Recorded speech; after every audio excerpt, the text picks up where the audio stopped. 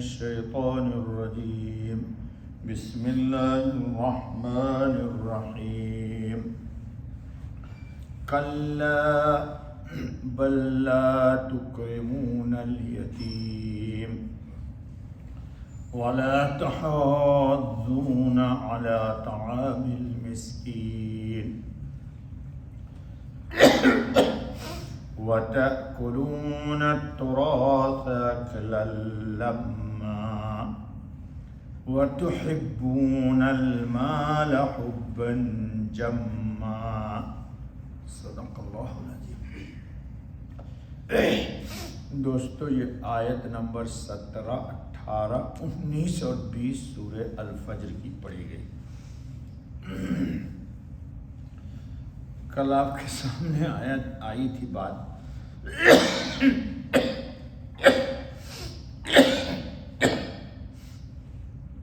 کہ انسان کی دو حالت ہوتی ہے، یا تو خوب مال و دولت زر کشادگی ہوتی ہے، یا قلت اور تنگ دستی ہوتی ہے۔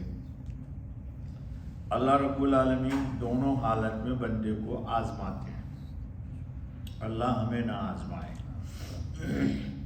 کہ کشادگی میں یہ اللہ کا شکر ادا کرتا ہے نہیں کرتا ہے، اور تنگ دستی میں گلے شکوے کرتا ہے یا صبر کے ساتھ اللہ کی قضا پر راضی رہتا ہے۔ شکر میں ایک چیز اور بھی ہے، اللہ کی طرف سے آزمائش جو آج آیت آ رہی ہے کہ اگر رب العزت نے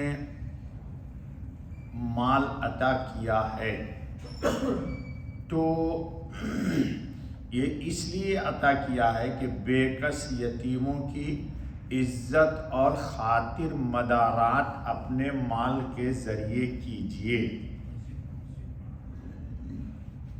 کیا کیجئے؟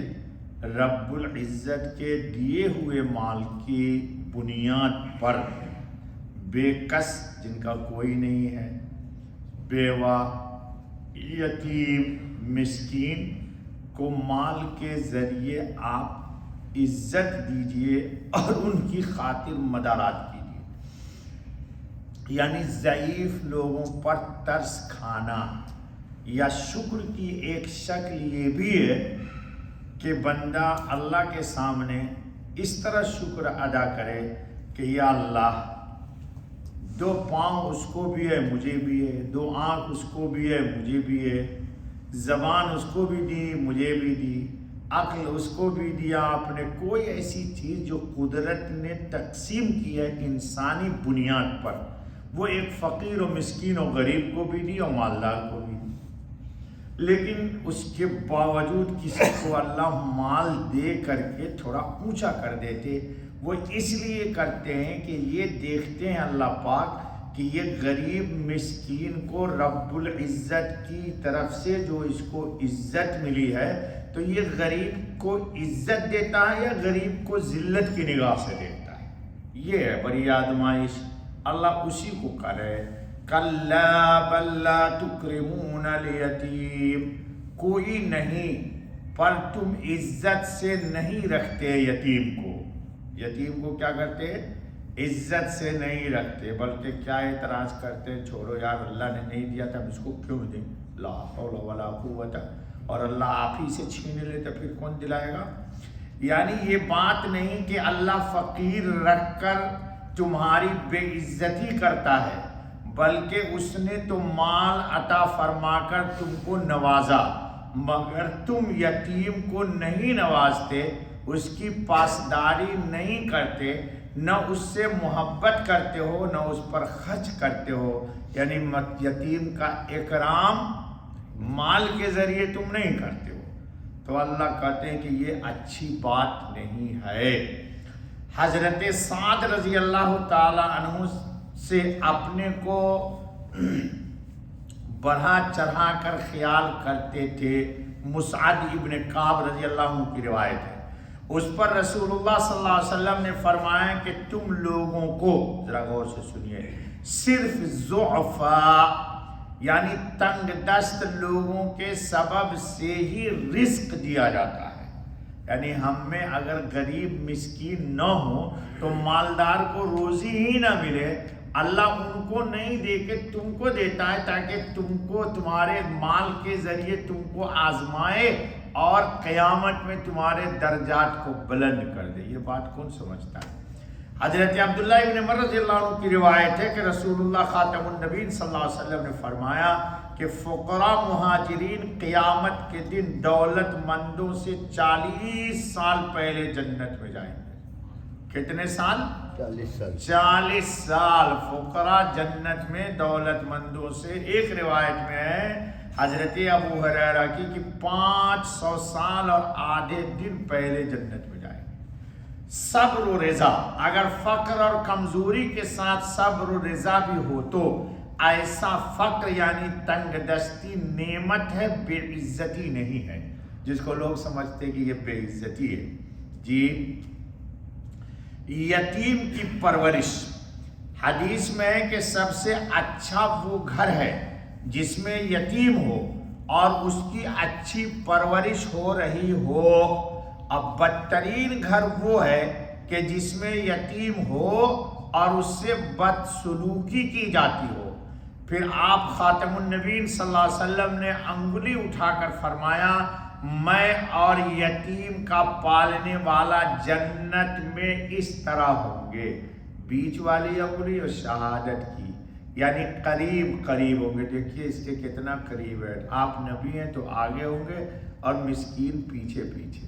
جی اللہ تعالیٰ ہم سب کو توفیق فرمائے. کلمہ کی اور بیچ کی انگلی ملا کر انہیں دکھا کر آپ صلی اللہ علیہ وسلم نے فرمایا کہ میں اور یتیم کا پالنے والا جنت میں اس طرح ہوں گے جیسے یہ دونوں ساتھ ہیں. وَلَا تَحَاضُّونَ عَلَىٰ طَعَامِ الْمِسْكِينِ. یہ ایک اور آیت آ گئی. جی بخیل کی تعریف آپ نے کبھی سنا ہوگا ہم سے فارسی میں کہ نہ خود خورد نہ دیگرے را دہد گندہ شود بسک دہد. بخیل آدمی اپنے اوپر بھی خرچ نہیں کرتا، خود بھی نہیں کھاتا، نہ دیگرے را دہد نہ دوسرے کو دیتا ہے، اور مر جاتا ہے تو بیٹے دبا کر کے بوتل پیتے اور وہ پٹے گا قبر میں. ہاں ایسا میں نے بہت دیکھا ہے، آپ نے بھی دیکھا ہوگا. بقول کسی کے مفتی صاحب آپ کے مسجد میں سب ولی بنتے ہیں. جی آپ کے سامنے ہم کو کہتا ہے سب بزرگ رہتے ہیں، صاحب مول میں آ کے دیکھیے ذرا کوفکو نے. میں نے کہا میں جاؤں گا تو لوگ کہیں گے ماشاء اللہ آج تو مفتی صاحب بھی آ گئے ہیں. جی میں نے کہا یہ داغ نہ لگا مجھے تو. جی ولا تحاضون. ہاں روایت میں کیا ہے حدیث میں البخیل بعید من الناس بعید من الرحمہ وبعید من الجنہ وقریب من النار. بعید لوگوں سے دور ہے، اللہ کی رحمت سے دور ہے، اللہ سے دور ہے اور جنت سے دور ہے اور جہنم کے قریب ہے. لا حول ولا قوت الا باللہ. اور سخی کے لیے کیا کہا؟ قریب من الناس، لوگوں کے بھی قریب ہے. قریب من اللہ، اللہ کے بھی قریب ہے. قریب من الجنہ، اور جنت کے بھی قریب ہے. اور بعید من النار، دوزخ سے بہت دور ہے. ہائے میرے نبی خاتم النبی صلی اللہ علیہ وسلم. اور تاکید نہیں کرتے آپس میں محتاج کے کھلانے کی، یعنی خود اپنے مال سے مسکینوں کی خبر گیری کرنا تو کجا، دوسرے کو بھی اس طرف نہیں ابھارتے کہ بھوکے محتاجوں کو کی خبر لے لیا کریں. مسکین کو کھانا دینے پر دوسروں کو ترغیب بھی نہیں دیتے. چہ جائے کہ خود اپنے مال سے کھلائیں، چہ جائے کہ اپنے مال سے. اچھا شہر کے لوگ پتہ نہیں اللہ جانے کیوں بخیل ہوتے ہیں، گاؤں کے لوگ سخی ہوتے ہیں. جی آپ بامبے والے لوگ ناراض مت ہو جانا. بامبے میں جائے کھانے کا وقت کہے گا مجھے سب چائے پلاؤں. ارے اللہ کا بندہ یہ کھانے کا وقت ہے تو چائے پلائے گا یار؟ وہ بھی اتنی سی چائے جی 2 گھونٹ بھی نہیں ہوگی صحیح. اچھا یہ بامبے کی نہیں، سب شہر میں لوگ چاہتے ہیں کہ مہمان میرے گھر نہ آئے. اور گاؤں میں ہمارے میں پنڈ آدمی ہوں, گاؤں میں لوگ خوش ہوتے مہمان آتا ہے جی. گاؤں میں یہ اتنا بڑا فرق ہے. تو مسکین کو بہت فضیلت ہے اس کی جی.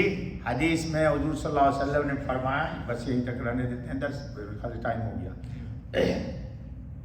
افشوا السلام, جو بھی ملے کہو السلام علیکم. یہ انتظار میں مت رہو کہ مفتی صاحب سلام کریں گے, سبقت کرو.